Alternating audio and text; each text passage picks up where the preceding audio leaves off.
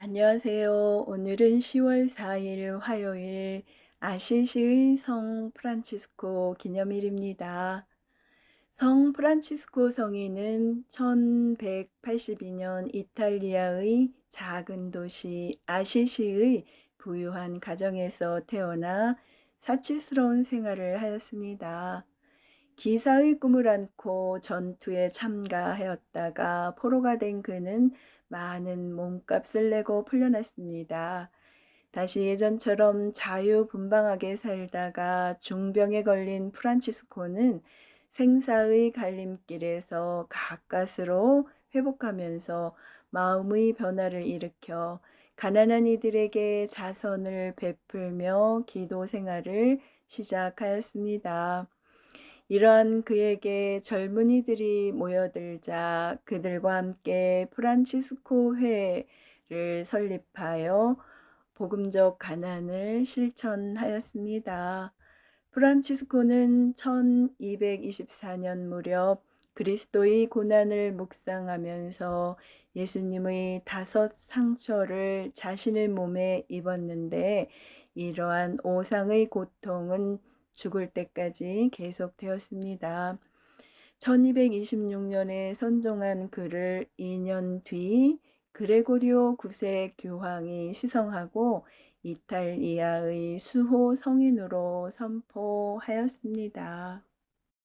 오늘 제1 독서는 사도 바오로의 갈라디아서 말씀입니다. 형제 여러분, 내가 한때 유다 교회에 있을 적에 나의 행실이 어떠하였는지 여러분은 이미 들었습니다. 나는 하느님의 교회를 몹시 박해하며 아예 없애버리려고 하였습니다.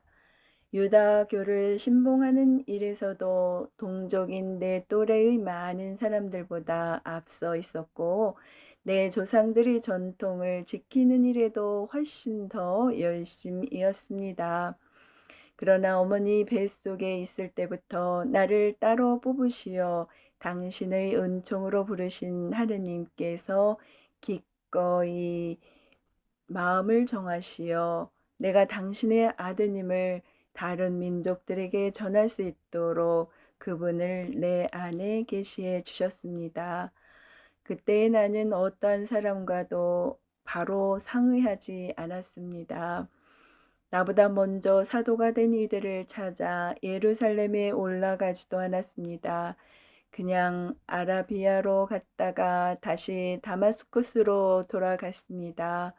그러고 나서 3년 뒤에 나는 케파를 만나려고 예루살렘에 올라가 보름 동안 그와 함께 지냈습니다.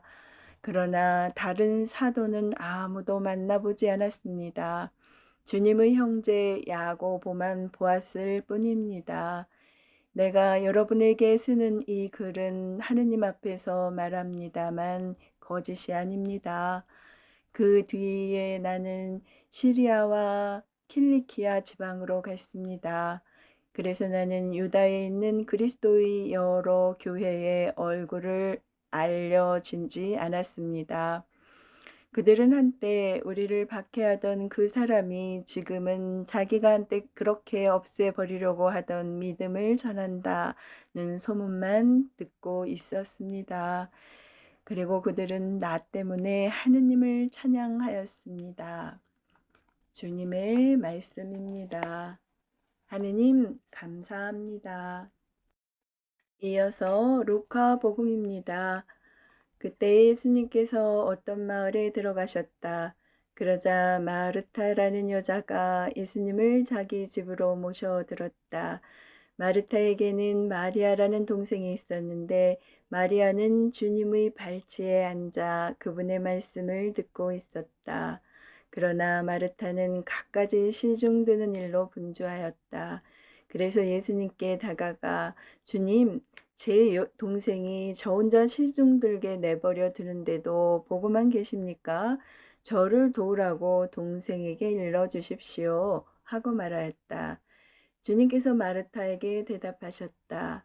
마르타야, 마르타야, 너는 많은 일을 염려하고 걱정하는구나. 그러나 필요한 것은 한 가지뿐이다. 마리아는 좋은 몫을 선택하였다. 그리고 그것을 빼앗기지 않을 것이다. 주님의 말씀입니다. 그리스도님 찬미합니다. 이어서 오늘의 묵상입니다. 오늘 복음에 등장하는 두 자매 가운데 누가 이야기의 중심 인물로 보이십니까? 예수님 발치에 앉아 말씀을 듣는 마리아가 칭송을 받지만 사실 이야기 전체를 이끌어가는 중심 인물은 그녀의 언니 마르타입니다. 그리고 우리는 이야기 속에서 마르타가 겪는 마음의 동요와 변화에 주목할 필요가 있습니다. 마르타는 갖가지 시중드는 일로 분주하였다. 여기서 분주함이란 이런저런 일로 바쁘게 움직인다는 글자 그대로의 의미뿐만 아니라 마음이 흩어지고 어지러운 상태도 포함합니다. 사실 마르타도 예수님 말씀을 듣고 싶어서 그분을 집에 초대하였을 것입니다. 그러나 누군가는 귀한 손님을 대접할 음식을 준비해야만 하였고 마르타가 그 일을 도맡아 하고 있다면 마리아는 그저 예수님 발치에 앉아 속 편하게 말씀을 듣고 있는 철없는 동생처럼 보일 수도 있습니다. 언니 입장에서 화가 날 법도 합니다. 참다 못한 마르타는 동생이 자신을 거들게 해주십사 예수님께 청합니다. 그러나 그런 말은 언니가 동생에게 직접 하는 것이 옳습니다. 집에 온 손님에게 그런 부탁을 하는 것은 큰 결례이지요. 그러나 마음이 복잡해진 마르타는 그런 요청이 신뢰가 되는지조차 판단하지 못하는 지경에 이릅니다. 하느님 말씀을 전하는 예언자로 초대되신 예수님께서 사소한 집안 싸움의 중재자로 전락하는 순간입니다. 오늘 복음 이야기는 하느님 말씀을 듣는 일의 중요성을 강조하는 한편 질투심에 사로잡힌 인간의 전형을 비추기도 합니다.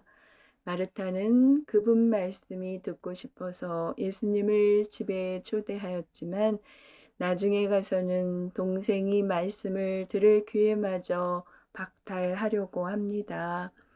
어쩌면 우리 안에도 그런 옹졸함이 숨어 있지는 않습니까?